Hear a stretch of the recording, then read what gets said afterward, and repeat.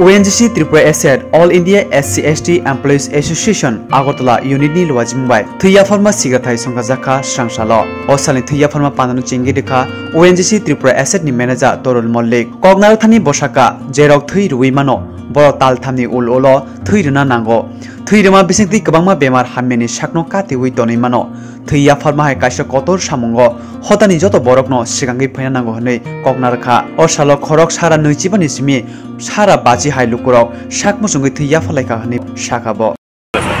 आज आप लोगों का क्या कार्यक्रम था?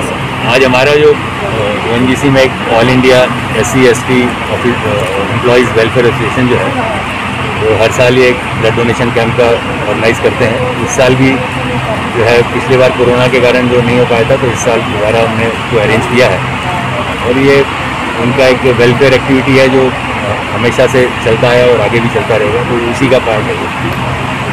कितने लोग सर आज पार्टिसिपेट कर रहे हैं ब्लड? हमें लग रहा है करीब कम से कम 125 से 150 लोग को होना चाहिए। ब्लड डोनेट करना बहुत एक महत्वपूर्ण काम है, इस विषय में आप क्या मैसेज देना चाहेंगे सर? मैसेज यही है कि जितने लोग ब्लड देने के सक्षम हैं उनको ब्लड रेगुलरली देना चाहिए, क्योंकि हमारी बॉडी वैसे ही करीब 4 से 6 महीने में हमारी बॉडी के सेल्स वैसे ही चेंज होते रहते हैं।